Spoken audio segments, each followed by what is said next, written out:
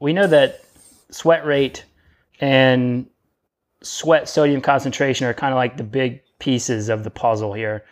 My first question to you is whiskey a good hydrator?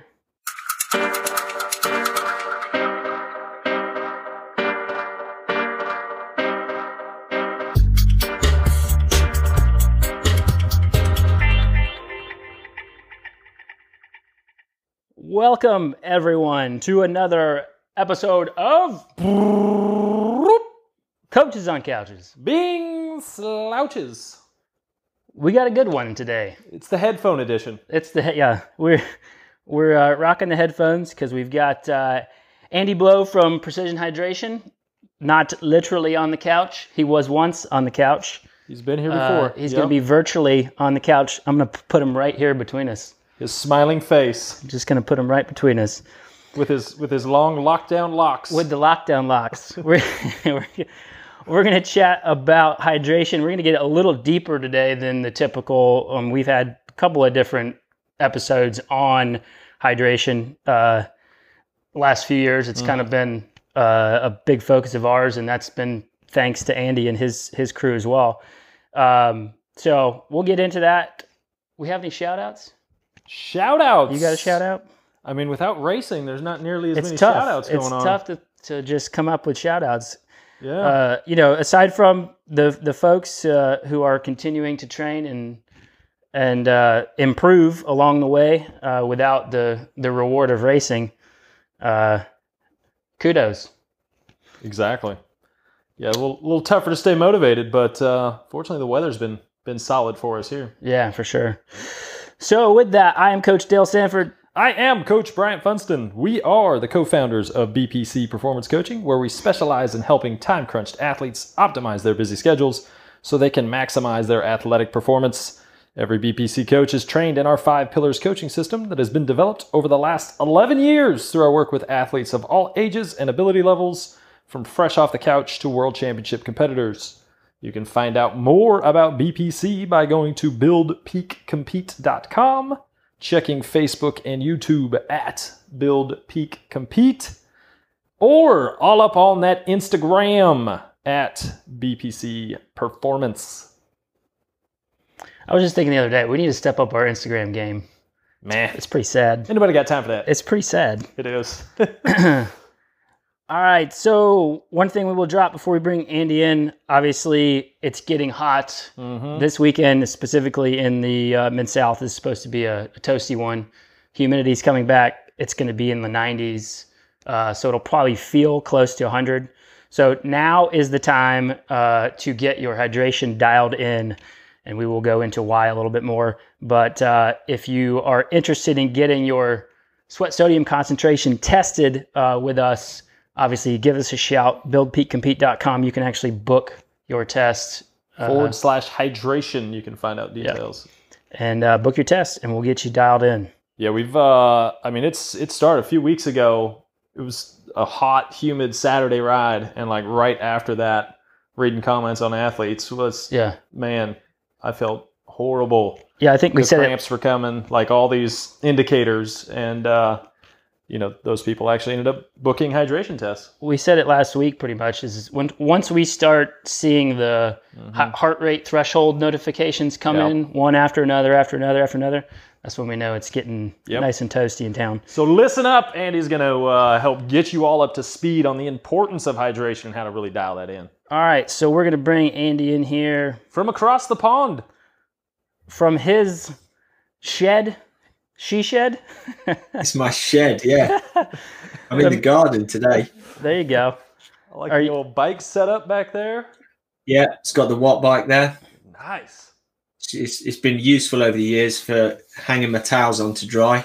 Yeah, exactly. So how are things going over there in the UK? Good, thanks, mate. We're obviously, like you, we've been in a bit of lockdown, starting to ease. Starting to get out and about a bit more. We've been blessed with unseasonably good weather in the UK for a few weeks, with the exception of today where it's gone back to normal grey and raining. But it's been good. So I've been out there pounding the pavement, and I've even dusted my bike off in the last few weeks because I've been at home, which has been good. Whoa.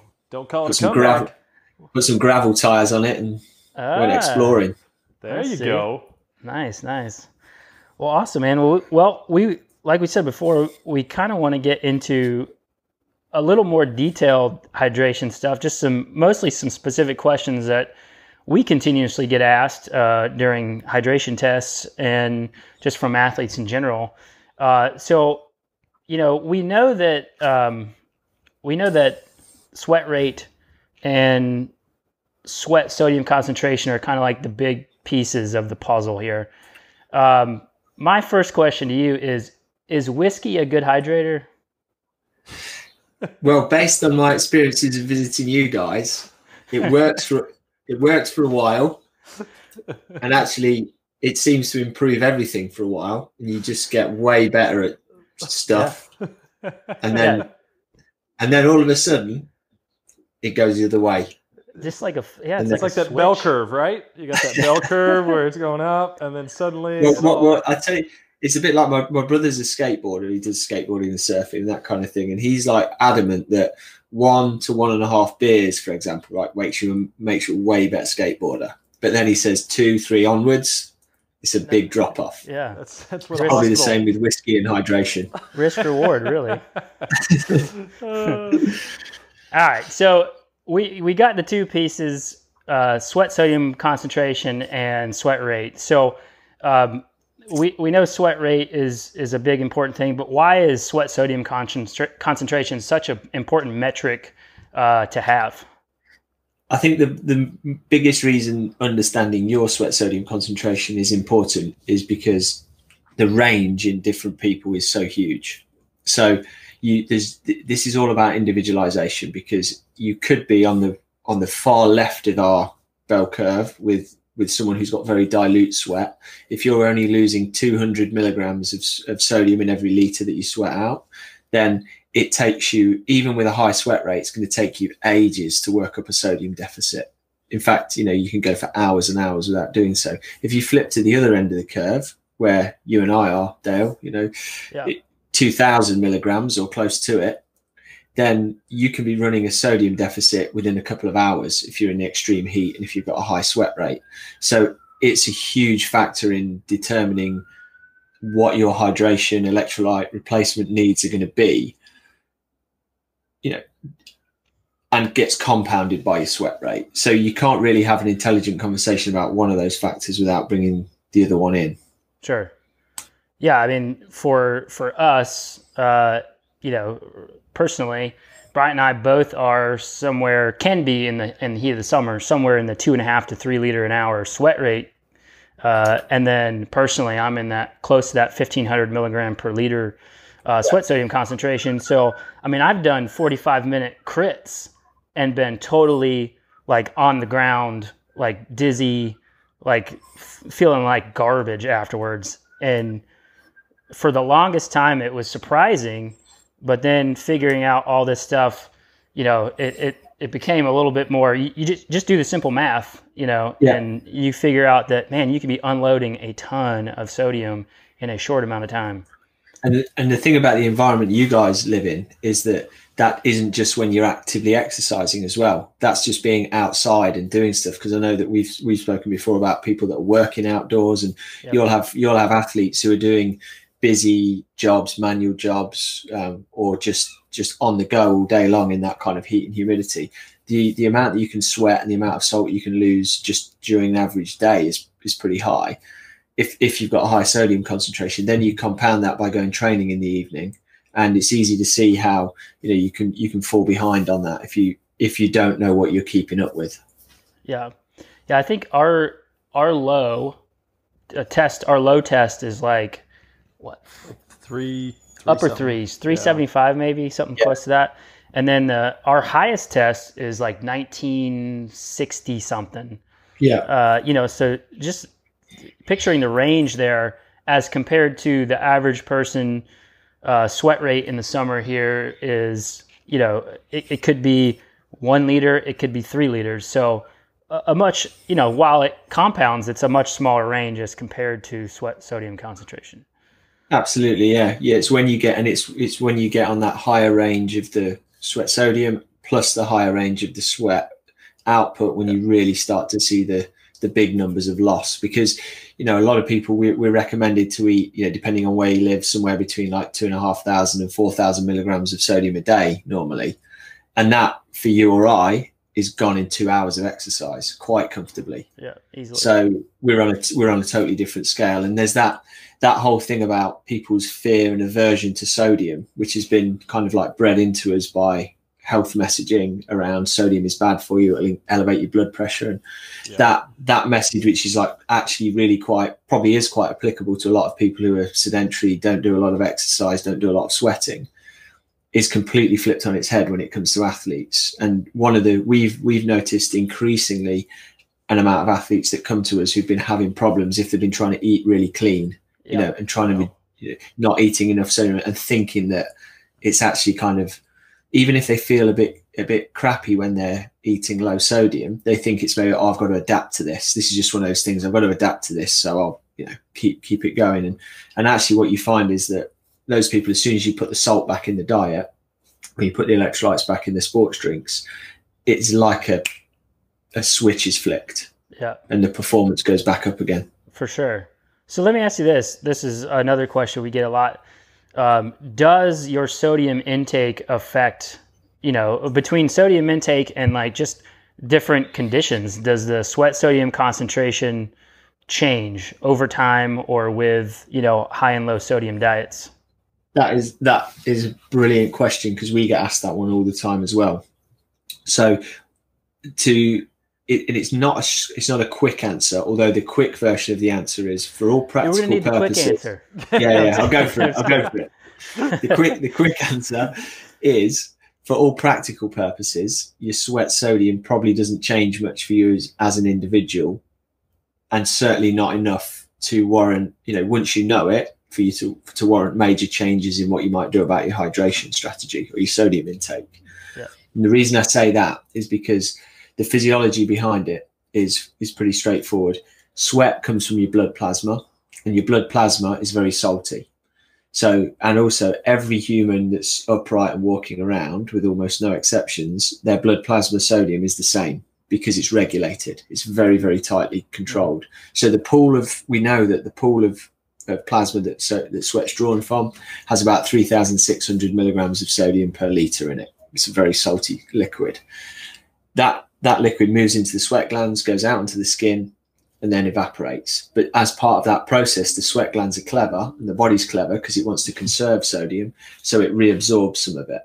And the amount that it reabsorbs has a huge genetic component. So that's what drives the major difference between, say, you and I and this person that you've tested who's losing a tiny bit of sodium in their sweat, is that they've just got sweat glands that work phenomenally well to reclaim that sodium.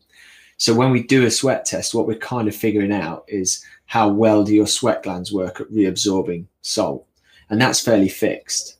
Now, the exceptions to that come when you get into really extreme scenarios. So there has been research done, a lot of it back in the 30s and 40s, where they sodium deprived people. So it's really hard to deprive people of sodium if you let them live in the free world and have access to normal food. So what they did was locked a bunch of people in this house voluntarily, made them sweat a lot. So they put them in hot baths and saunas and got them to sweat loads of salt out. They fed them food that was like boiled 3 times and washed to get rid of all the sodium in it, which sounds like a horrendous diet. Yeah. They gave them as much water as they wanted to drink. And then they sort of did a load of measurements. And what they found was really interesting. Your body knows that it needs a lot of salt. So as soon as you stop putting salt in, what your body does is cuts off salt loss. And it does that primarily with the kidneys and your urine. So they were measuring how much salt was in their urine, how much sodium they were peeing out. And within a few hours of stopping eating salt, that dropped. And within a day or so, I think it dropped to 0 or close to 0. So your kidneys switch on and go, right, we're going to reclaim all this sodium, keep it in the body. We're not going to pee any out. Then a few days later, they were measuring sweat during this time. And at first, you just keep sweating out salt. You keep sweating out salt. But eventually, you get to a point where the body is like desperate times, desperate measures, and it starts to cut down the amount of sodium that you lose in your sweat. So your sweat does become more dilute. But interestingly, by that point, these people are ill. You know, they're fatigued and weak, they're cramping, they can hardly get out of bed. You read the descriptions in the papers that were written, it sounds horrendous. Sounds like torture. Yeah. And also because of the extreme lengths they had to go to lower that sweat sodium by reducing salt in their diet, that's not something which we would typically find normal people would do. Yeah. Because A, it's really hard to, because you have to be so careful about what you eat not to get any sodium. Yeah. And B, like, who's going to do that when they're training and performing? It's just not a realistic scenario. So and interestingly, what they found was as soon as they reintroduced sodium into the diet, then they worked out what that kind of deficit was, how much sodium they reckon they'd lost. And then it wasn't until the people had consumed all of that sodium back that they started to see sodium coming back into the urine and back into the sweat. So when the body had, like, it's so finely tuned to what levels you've got and what it needs, it's effectively tops itself back up, and then the process of elimination starts all over again. Hey, body's smart. Yeah, body knows what it's doing. Exactly. Yeah, it's incredibly smart, and that's why we say to people, you know, the game here with hydration, with sodium fluid replacement, isn't to know all these exact figures and numbers. You don't need to, because your body's doing the hard yards. You know, you need to get it roughly right, and the way to get it roughly right is understand what you're putting out, have an understanding and appreciation of what you can realistically absorb and what's compatible with, you know, performance and the logistics of the race. You know, you can often drink quite a bit more in a bike race than you can in an ultra marathon, just because of the way it's set up, what you've got to carry and stuff. Yeah. But you just need to get those ballpark figures and then get it close. If you get it close, the body will be totally fine. It's when people are when the needle is way in the wrong direction that they suffer the adverse consequences. Yeah, I think that's a really, really good point, because even when we do, well, let's just put it this way. Endurance athletes are inherently, like, analytical and want to know exactly. We don't want a ballpark number. I want to know exactly what I need to do. And if a little's good, a lot is a whole lot better. Yeah, exactly. Yeah. So we get that all the time. Like, well, just tell me exactly what I need to, you know, we're giving, like, you know, we give them tested and they do a sweat rate test, and we have this, like, fantastic ballpark. And, well, here's where we need to start. Go and do it. If you're not having a problem, we're good. Go with it. Like, exactly. But they want to know, like, so much detail, and it's just like you said, your body will do the hard work as long as you get close. Yeah. And Brian, to Brian's point, you know, about the kind of, oh, well, I'll take a load of that or whatever. The typical response we see sometimes is people go along fine, have a little problem, have a big problem, and then everything's got to change because they've had this big problem. And it's like, if it was a hydration problem, I'm going to change everything. I'm going to triple the amount of sodium I'm taking. I'm going to triple the amount of water that I'm drinking, or halve it. Or instead of the game being actually a lot more subtle than that. And it's being more subtle is painful because it means being more painstaking. It means getting yourself a little spreadsheet out and recording, okay, I drank this and I took this much sodium and this is how I felt. And then doing it again and again, and just moving the dial a little bit. And as you've said, getting in that ballpark, that's what the testing's for. Mm. You know, basically the testing gets you to that point where we can get you with the testing and a hydration plan, we can get you 9/10 of the way there. And that final 10th is that tweaking process. Yeah. I think that was kind of the biggest surprise, I guess you'd say, for me. Like, when I first got into endurance sports, you know, you have your Gatorades and your Powerades that are, like, so popular, so mainstream. Yeah. And you just assume, okay, that's a sports drink. I'm getting what I need from that. But really the variety of needs and why we can't just tell one person, like, hey, this is exactly what you should be drinking without, or not even exactly, but without actually going and finding out, well, what is your sweat sodium concentration and how much are you sweating out? And even your needs over the course of a single workout session can be vastly different depending on external conditions. So there's just a lot of factors in there. But doing a sweat sodium concentration test is huge in helping a person really get much closer to what they need to be doing. Absolutely. Yeah. I mean, we, it could be down to the, are you doing short course races? Are you there's a lot of other factors that are involved here, rather than just, hey, tell me what to drink. It just it doesn't really work like that. But you'll know this from coaching, and I know you guys have got a good amount of expertise in bike fitting and that kind of thing as well. When you stand on the outside and look in, you don't really know the complexities of a task like that. Everyone wants the kind of the Cliff Notes version, the quick, hydration for dummies or whatever. And it's not until you actually get into it, study it, play around with it, tweak it, and actually genuinely understand it that you get that actual usable, useful knowledge. Yeah. And a lot of elite athletes or experienced athletes gain that knowledge, maybe even without realizing it, just over years and years and years, because elite athletes are, as well as being genetically talented and everything else, they tend to be the people that do things a little bit better. They do things iteratively. They measure stuff. They repeat things and they learn from it. And they do this intuitively. What the testing does in this case is it enables you to kind of skip out some of the wider ranging testing and get it into that narrow zone, so that you don't have to rely on 10 years of experience to get it right. Yeah, it really is the easy button for the most part. Oh, sure. So you meant a little while ago, you mentioned absorption. And so around here, with people easily sweating 2.5, 3 liters an hour in the thick of the summer, talk a little bit about that tipping point where you can't physically intake the fluid that you're losing. And does that mean that we need to tweak how much sodium or electrolyte is in your fluids? Yeah, as you've mentioned, if you're so sweat, you can easily sweat to 2.5, 3 liters an hour if you're going hard in the heat, and yet your gastric emptying rate, your absorption rate in the gut, probably for most people isn't going to exceed 1, maybe pushing 1.5 liters an hour. And I've very rarely seen anyone who can comfortably drink that amount. Generally, we would say to people the ceiling is close to 1 liter an hour for the average person. And that's partly because when you exercise, you get less blood flow than you normally get to your gut. So you're trying to absorb into kind of a stressful situation, because you obviously need the blood flow there to pull the fluid across, and you're not getting it because it's going elsewhere. So you're always in this losing battle situation. So in the heat, first thing is always start well hydrated. And that doesn't mean drinking tons and tons of water before you go. That means, high levels of electrolytes to pull extra water into your bloodstream in the hour before you go, to make sure that you're topped up.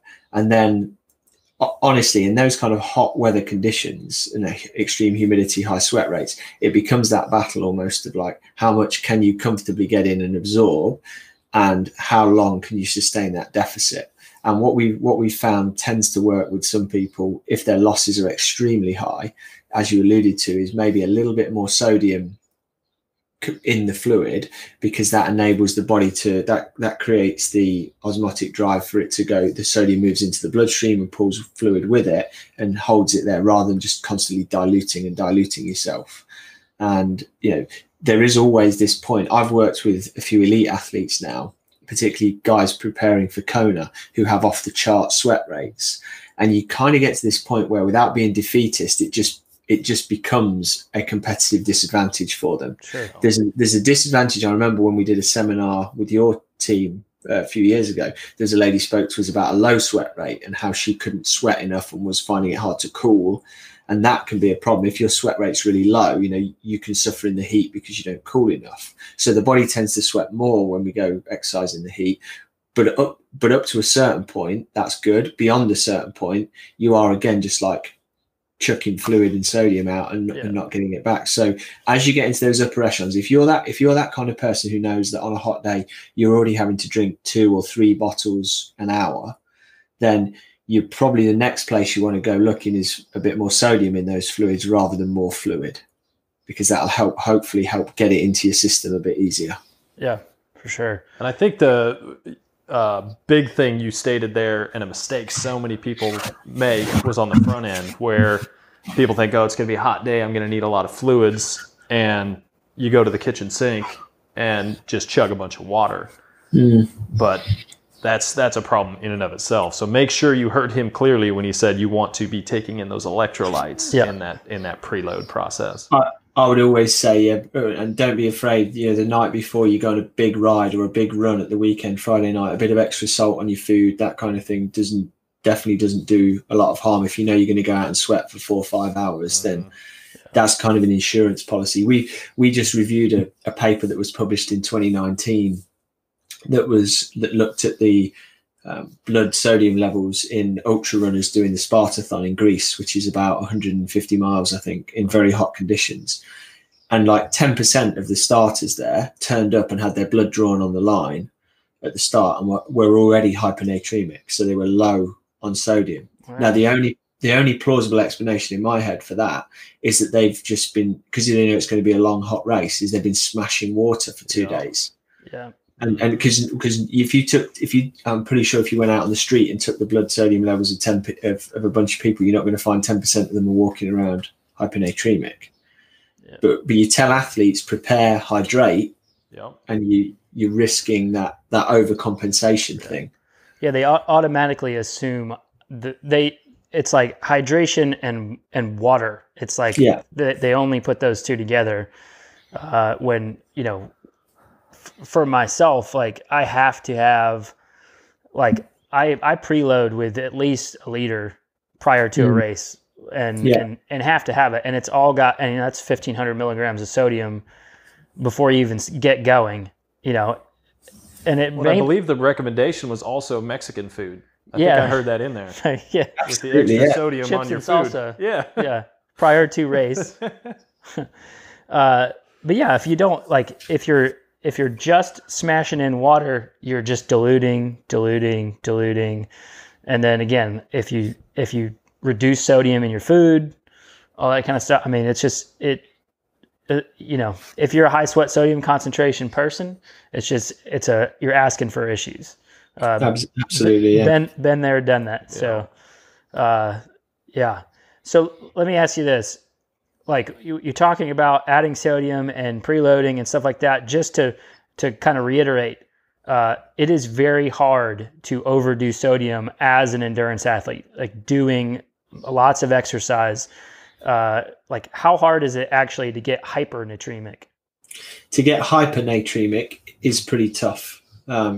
That's not a challenge, because endurance athletes, they love a challenge. And like to Brian's comment earlier about, people will do 10x, whatever you tell them to do or whatever. I would always caveat that with like, look, let's not say it's impossible to go there and do too much, but it's not a challenge.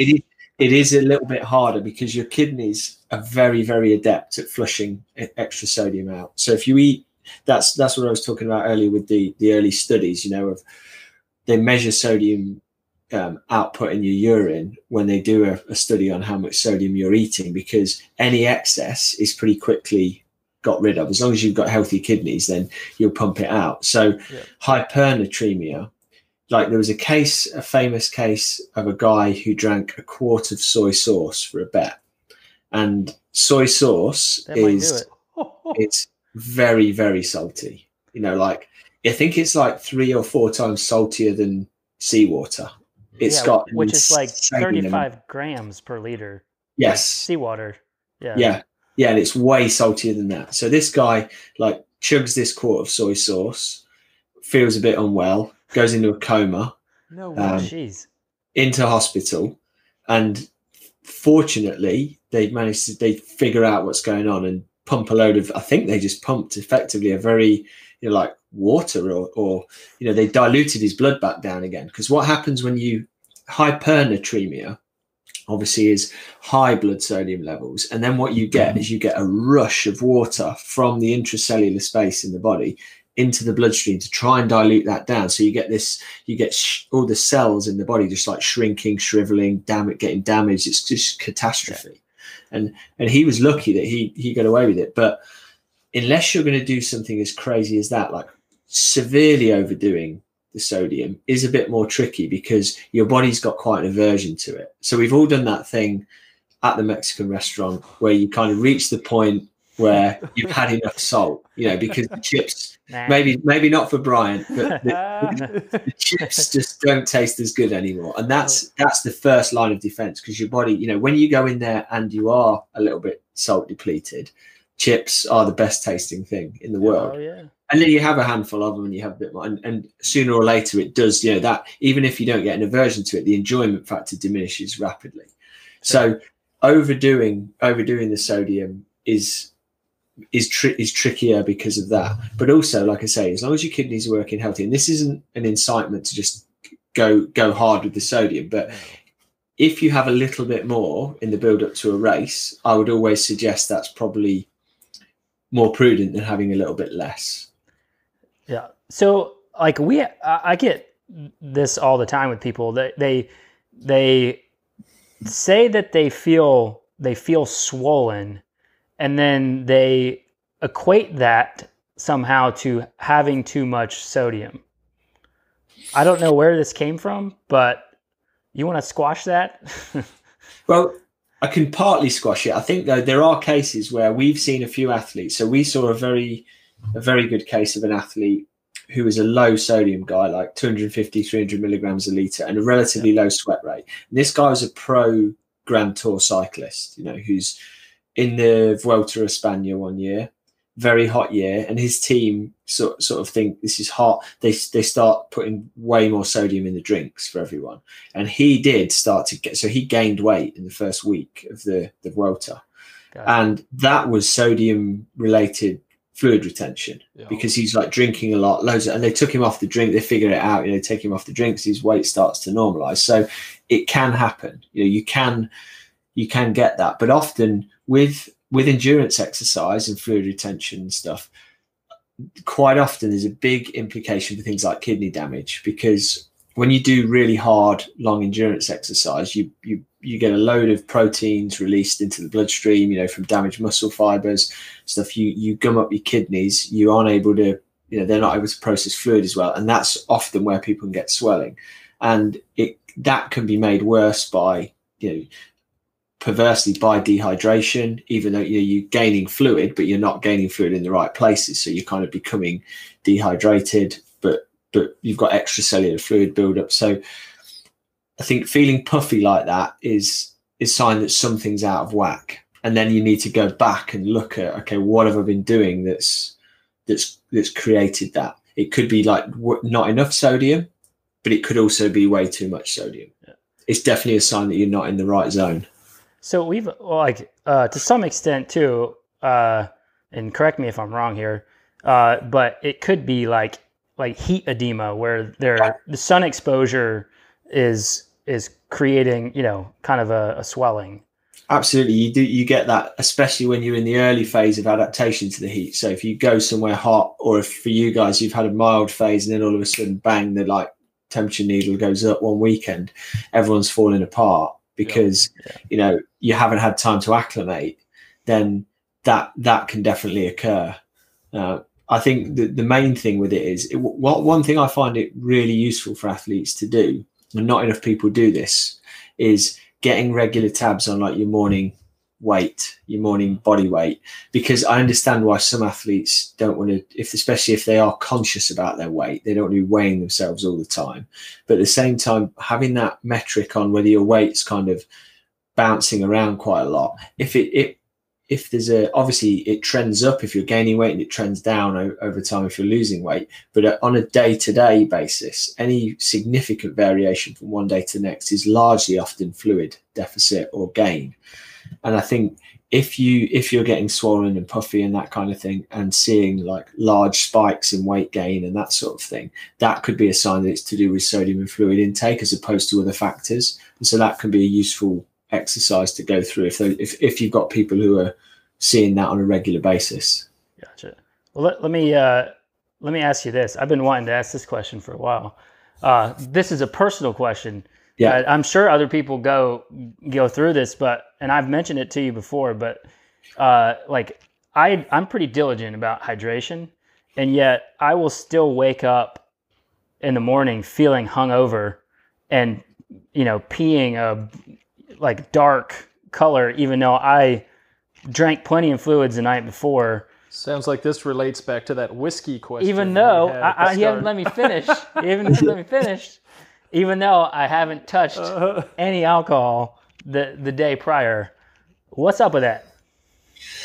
Good question. The honest answer is you're not going to suddenly dehydrate overnight. If you go to bed reasonably well hydrated, then you are not going to, unless your aircon's broken and it's like 95 and 90% humidity, you're not gonna have that.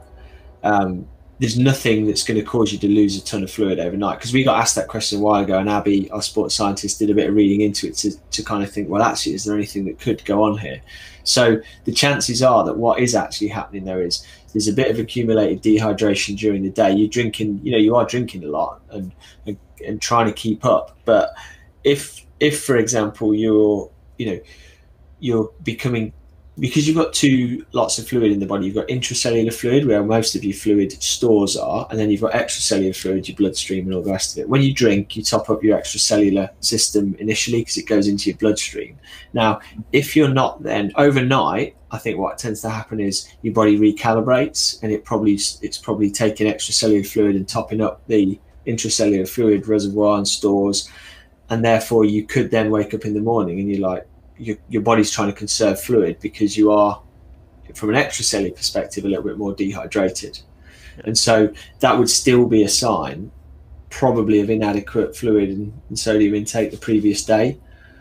So that would be the number one thing to look at. You're not buying that one, though. No, honest, that's more or less what I've equated it to. But it's like you get to the end of the day and you're taking in plenty of fluids, so it's gotten to the point where I'm like, I'm not thirsty anymore and I don't want to drink anymore. And then it just, you go to bed and things shift, fluid shifts between the blood and cells, and then you end up waking up in the morning super thirsty and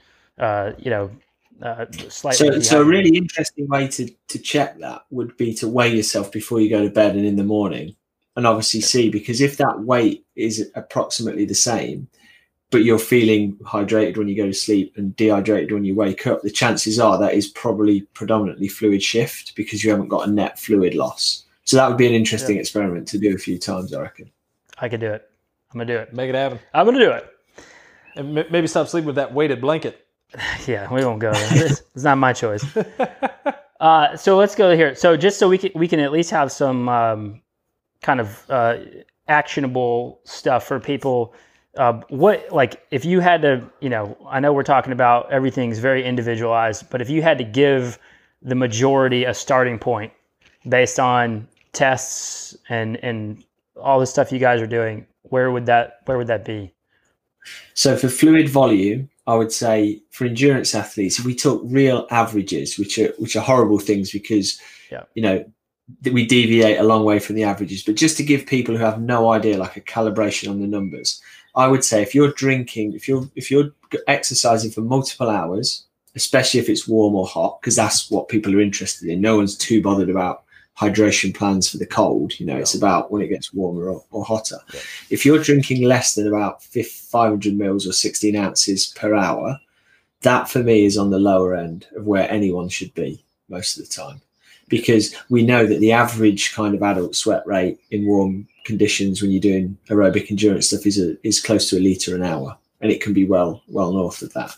So something around that 16 ounces, 500 mils an hour is the lower end of what most people should start experimenting at.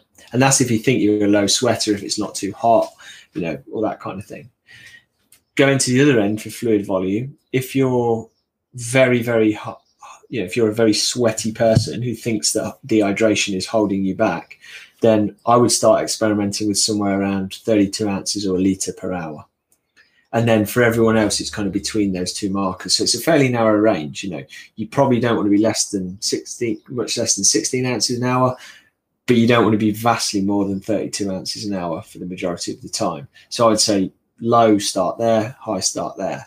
And then with sodium, a low amount of sodium to take per hour, especially if you're doing only a few hours or low amount of hours of activity is anything close to, anything down as far as zero. Basically, there'll be plenty of people who can get through a couple of hours, 3 hours with zero intake. Now, whether that's optimal for their recovery afterwards is another question, but not everyone needs to take a ton of sodium when they're exercising.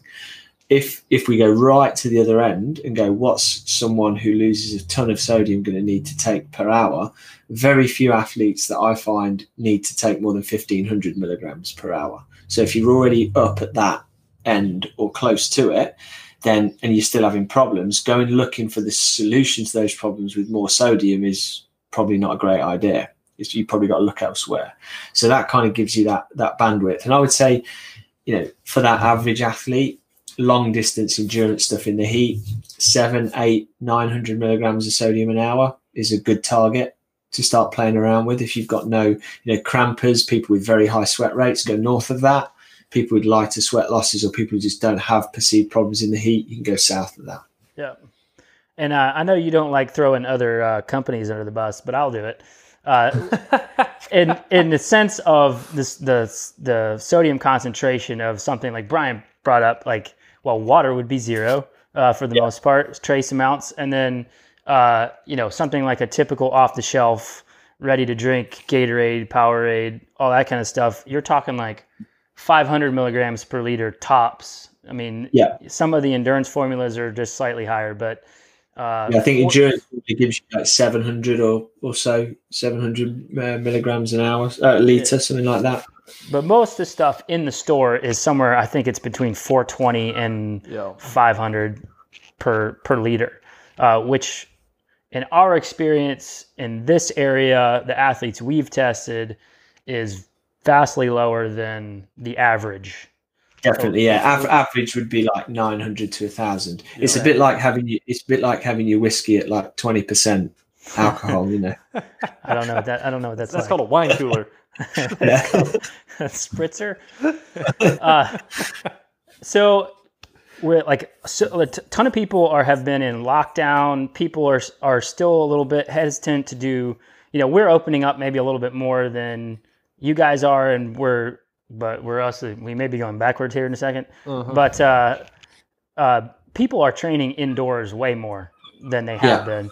So, we've talked about it a little bit in a sense of just saying, hey, it can be just as hot and humid in your pain cave as it can outside in the summer. So just reiterate some of the tips that you have for people who are training, especially multiple hours indoor or doing VR racing or anything like that. So what have you guys been putting out on that?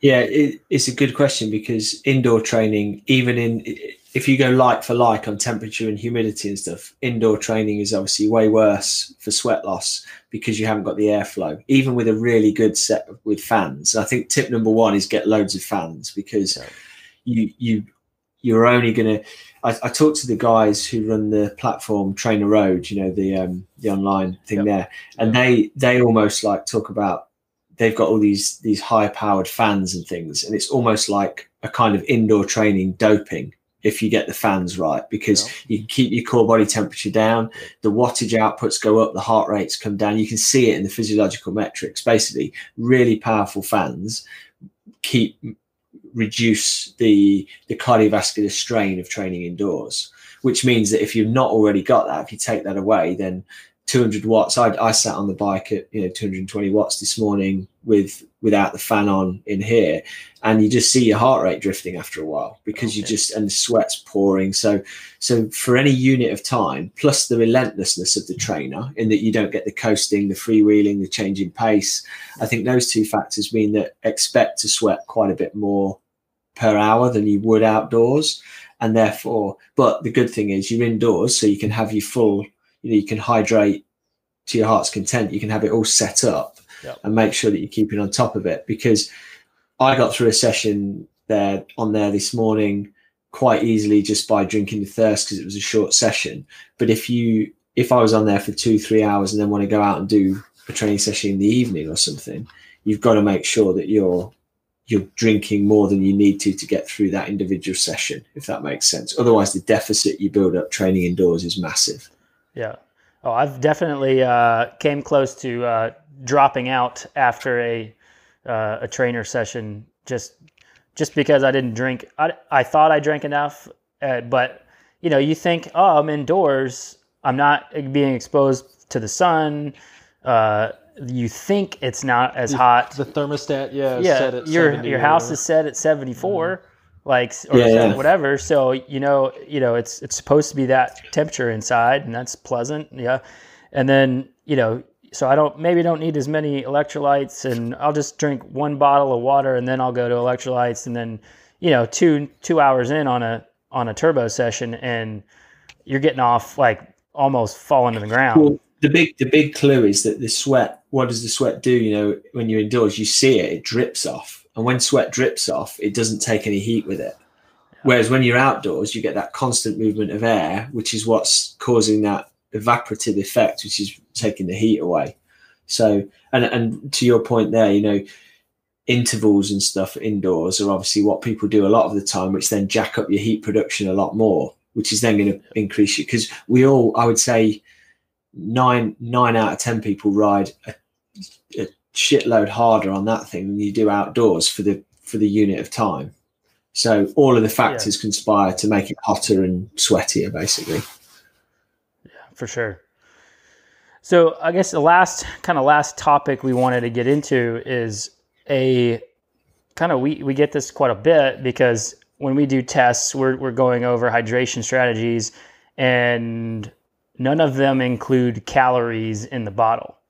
And so then we get the follow-up question, well, if I'm only drinking electrolytes and fluid, where am I going to get my calories from? How am I going to get calories and fluid and electrolytes, balance it all out, and still, keep energy up and stay hydrated?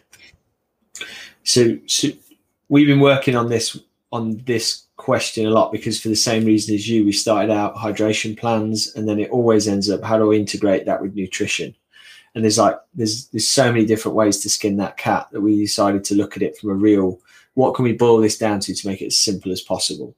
And we started to analyze the intake of athletes that we're working with, and we go, right, well, when you really break this down, there's 3 things. When you do an endurance activity, there's 3 acute costs of that activity to the body. You've got the calories that you burn, mainly in the form of glycogen, carbohydrate. You've got the fluid that you lose in your sweat, and if it goes on for a significant amount of time, you've got the salt or the sodium you lose in your sweat. So those 3 levers, we call them, you need to pull those 3 levers to the right magnitude for you to replace a proportion of what you're losing. Because when you start exercising, if you do it right, your glycogen levels are topped up, your fluid levels are topped up, your salt levels are topped up, and we can accept a level of drop in those. And then what it all boils down to is getting those 3 levels right for you as an individual. And the carbohydrate one is probably actually the most simple one to dial in, because we can give some pretty good guidance on what people should start with. And then it's just a case of tweaking it up and down based on your pace and stuff. But if you're doing stuff for, 2 hours, 1 to 2 hours, because below an hour, energy intake is sort of neither here nor there. But between 1 and 2 hours, 30 grams an hour is a good starting point for most people, which equates to like an energy gel or something like that, or an energy bar. It's just like one standard commercial sports nutrition product is probably going to get you in that ballpark. You go up to kind of like 2, 3, 4 hours, and maybe that goes up to more like 60 grams an hour. And that is an indication of the fact that beyond 2 hours, you kind of, if you don't take anything in, you will rip through the glycogen stores in your body. So then it becomes a bit more of like a 1 in, 1 out type game. Yeah. And then beyond that, if you're pretty fast and you're going for 5, 6, 7, 8 hours or whatever, like you're smashing it for an Ironman or something, we know from reports from athletes and from the science out there that as much as 90 or 100 grams of carbohydrate an hour can be beneficial if you can get it in and digest it. And the things that change those numbers, so if you use 30, 60, 90 as the basic starting points, then adjust them downwards if you're a little bit slower than average, if you're a little bit smaller than average, and adjust them upwards if you're a little bit bigger than average or you're moving a little bit faster. And I think once you've got those numbers dialed in, they're not going to change a ton, unless your fitness level changes dramatically or, some other unforeseen things. So then you've got your carbohydrate amount, and really they're not going to change a lot, hot to cold, altitude to sea level, whatever it is. Your carbohydrate burn rate is relatively constant. There is some argument that in short activities in extreme heat, which you guys would come up against, like an Olympic distance triathlon in Memphis, maybe you might burn a bit more carbohydrate, so you might up your levels in that. But once you start getting into the longer distances, it's all much of a muchness. It's about how much you can absorb. Yeah. So then you've got that sort of pillar, you've got that lever locked in. Then you're looking at fluid and sodium. And of course, they're all over the map because of individual differences and because of environmental conditions. So, you might on a cold day be 400 milliliters of fluid an hour. It might be that low if it's super cold and you've not got a high sweat rate and you're doing a long event where it's not a massive energy output. You might be really low. It could be, though, like we talked about before, you're up at the kind of 1.2 liters per hour. If it's hot, humid, you're working hard, and it's about, calibrating where you sit on that scale. And then it's the same with the sodium. And I think the problem with fueling and hydration plans is that people get very caught up on different brands. They get very caught up on little spurious things like the latest and greatest thing. Not that I'm having a pop at them, but like the Morton thing of like slow release. And now we've got cluster dextrin and we've got all these other things that are coming. So people love to like talk about the minutiae and the all of the detail, but what they don't know is how many grams of carb do I need an hour, how many milliliters of fluid, and how many milligrams of sodium. Because if you get those three things roughly right, like we're talking about right at the start, the body will just go, great, know what to do with that, and perform. So if you can hit those three levers, and we've just put a blog about this on our website, so if people want to get the numbers and things, they can just hit the Precision Hydration website and look in the blog for the fundamentals of endurance nutrition. And it's just like, what I love to do now is if we talk to an athlete, the first challenge for them is like, okay, well, tell me how many grams of carb do you normally take an hour? How many mils of fluid? How many milligrams of sodium? Because if you don't know that stuff, we got to go and find out, basically. Yeah. Well, we just had one of the latest people I did a sweat test on, who got done with a ride, and it was like a death march. He said, last 2 hours of his ride was horrible. One of the first hot days we had about a month ago, and we ended up doing the sweat sodium test on him. Ended up putting him on the pH 1500 tabs for his very next long ride, and he had gone where he didn't ride for 4 days because he felt so horrible after that hot day. And I got a text when he was done with his ride that following Saturday after dialing in the amount of fluid a little better and especially getting what was in his drink correct. And he was like, this is amazing. And I didn't realize I could get done with a ride tired, but not feeling like I wanted to die. Like I need to lay on the couch or like, just in such a horrible state. He's like, I'm so excited for the rest of the summer because I know I haven't felt like this after a ride before. Yeah, you're right. Endurance athletes are tough. Generally we put up with a lot. And so people put up with feeling like absolute crap after some of these sessions because you're not getting your carbohydrates, your fluids or your salts right. And I'm not saying you won't ever feel tired after a ride or beat up after a race, but once you've felt the difference of kind of getting those things right, there's kind of a difference between that nice fatigue, tiredness of having done some good hard work versus where you've just depleted and battered your body. Exactly. And you've got to give it 4 days, as you said, to get over it. That's a different thing.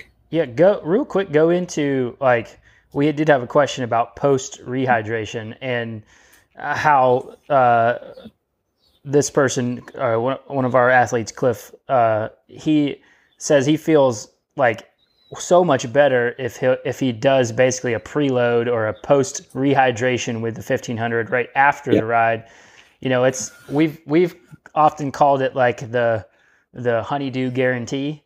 So like you get done, you take it, you rehydrate much quicker, and then you actually have energy to get the list done for the rest of the day and get your brownie points and exactly, yeah. You know, versus laying on the couch. Yeah. Well, I chatted to someone about this yesterday, and it was we described it. You know, if I go out for my long run on a Saturday, typically at the moment, it's not super long. It's like 90 minutes or something.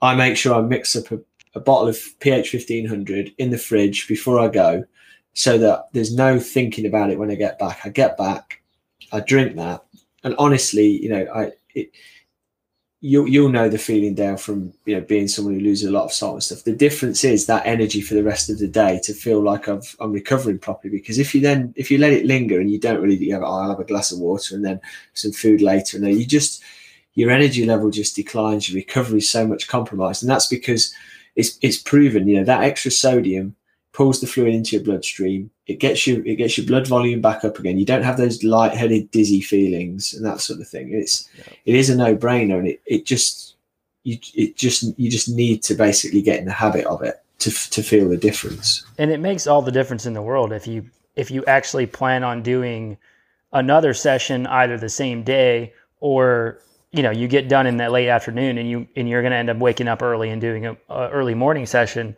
If you're going to do another training session inside that 12 to, even 18-hour window, like you've got to make sure that when you finish, especially a long, hot session, to rehydrate and prepare for the next one. You're not going to get it all back in that preload, that 60 to 90 minutes before. You're not going to get it all back that quickly. So making sure that you do get done with the session and immediately start the rehydration process is as much as preloading is a game changer, that is also a game changer. Yeah, and the temptation then is, if you're not prepared, is just to smash a load of water. And then what happens is you end up, after a while, that is when you just end up running to the bathroom because you've already depleted your body of sodium. You're just diluting it further, and it won't thank you for that. So yes, it is a really important point. Yeah, awesome. You got anything else, Funston? No, I think that nails pretty much. Yeah, I think that was pretty informative. A lot of really good information there. A lot of actionable stuff. Man, Andy, we appreciate your time, man. I'm just sorry. Remind sorry, everyone I can't again be there on the couch with you fellas. Hey, things will calm down. You'll be back. Be back in no time. Everyone, I can't wait to experience humility. Do yourself a favor and go to precisionhydration.com. There's a place to sign up for your newsletter, right, on the site? Yeah. They have a ton of good content that they put out. Possibly the most informative newsletter in endurance performance and sport performance in general, out there. So everyone hates spam, but this is by no means spam email. Yeah, your guys' stuff is like the one that I always read, as opposed to a lot of newsletters I get that just go straight to the trash. So delete. I'm always looking to see what kind of cool little gift thing you guys got going too. I like the one with the sweat out of the armpit the other day. Yeah, that was a good one. Dave and the crew who put that newsletter together with us are A game. They bring their A game every week. Yeah, they're good. They're good for sure. All right, Andy, we appreciate you, man. Yeah, man. Always good chatting with you. We appreciate. Good to see you, fellas. We appreciate everyone hanging out, listening, watching. We'll catch you guys next time. Adios. Peace.